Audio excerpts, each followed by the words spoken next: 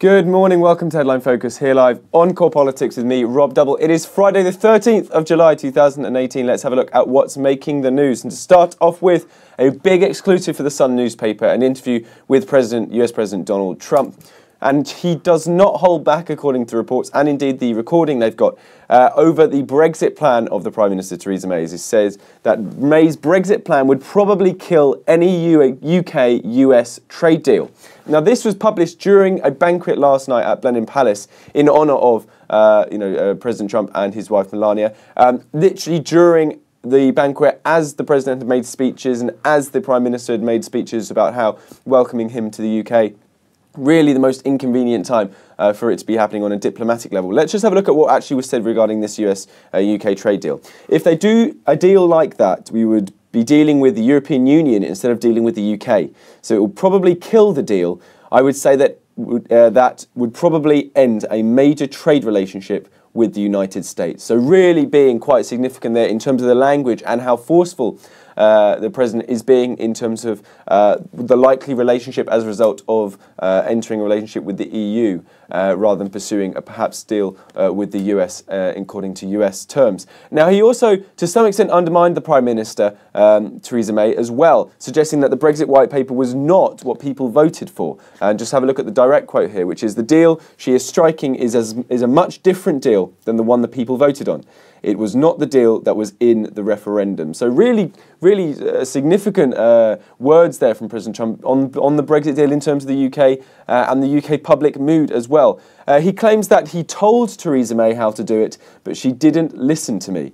And says, however, he did say that Theresa May, I think she's a nice person. I get along with her very nicely. And indeed, the White House, in a statement rushed out by Sarah Huckabee Sanders, who's the White House press secretary, it says that Trump never said anything bad about her, and he thinks she is a really terrific person. However, he wasn't the only person who President Trump had admiration for in a perhaps more difficult comment for the Prime Minister, Theresa May, in the context of what's happened in the past week or so.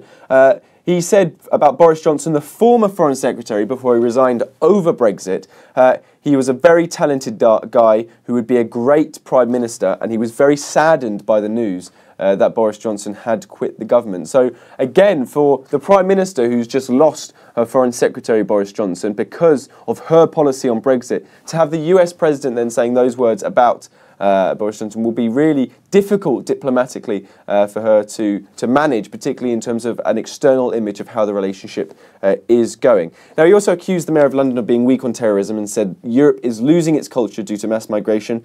Downing Street, in response to all of this, have said the Brexit plan absolutely delivers on the Brexit people voted for. Now, Donald Trump and his wife Melania will be meeting the Queen at Windsor Castle today and spending, before flying off to Scotland to his golf course, where he's spending what's considered a private part of his trip to the UK. But in terms of the lines coming out of today, the Prime Minister and Donald Trump are meeting at Chequers for a meeting. They've got a press conference later on. They're going to be discussing a wide range of things, but no doubt a trade deal and Brexit and security and NATO and everything like this will be coming up. Really interesting to see what lines are going to be coming out today, and I would keep a very strong eye on this story and these events as they come through, probably in the afternoon time. Let's just have a look at what's happening, though, across the country. The largest protest going on of a number is going to be the Stop Trump March and Rally, which is attracting tens of thousands of people, according to reports this afternoon. It's arriving in Trafalgar Square in the late afternoon, where there's going to be, everyone gets together in Trafalgar Square and protest. There's also a women's march slightly earlier in the day through central London, which is also reported to be very large as well.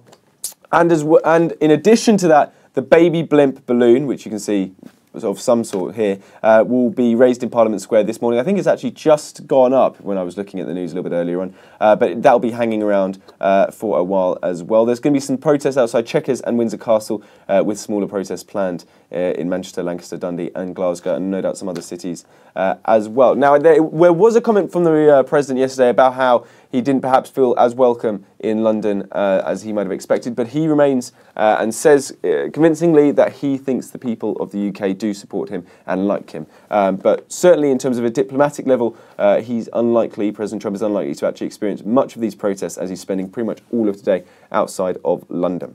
Finally, one more story then. Let's have a look just quickly at the polls, because we've got some headlines which don't look fantastic for Theresa May, the Prime Minister, but also don't equally look too devastating in terms of Jeremy Corbyn on the rise as well. From the looks of it, according to the latest YouGov poll, only 25% of voters have a favourable view of the Prime Minister, as opposed to 62% unfavourable. That's a net favourability score of -37, and that's down from -21, which was in May. So in the space of months, there's been a real reduction in a favourability score. It's the lowest actually it's ever been for the Prime Minister since she came into office, including since straight after the election she called in 2017. Now the drop, and this is notable, is steepest amongst Leave voting members of the electorate, so down from +10 in May to -23 now. So in a space of a few months, the favourability score from Leavers to the Prime Minister really has gone down. And in terms of what's going on in terms of a Brexit white paper and the reports of what kind of Brexit is going to look like, that might be the reason why. But good news for the Prime Minister in the sense that Jeremy Corbyn does not appear to be on the rise. His personal ratings have not improved since the last poll done in May as well. So whilst Theresa May is perhaps on the down, Jeremy Corbyn is going seemingly nowhere. That's pretty much it for today, and indeed this week. You're up to date. Don't forget you can find all the latest on what we're doing here on Core Politics on our Facebook page and Twitter right here. And also have a chat with us if you have any ideas about what we've covered this morning. From me and all the team here at Core London, have a fantastic weekend. See you on Monday around about 9 o'clock.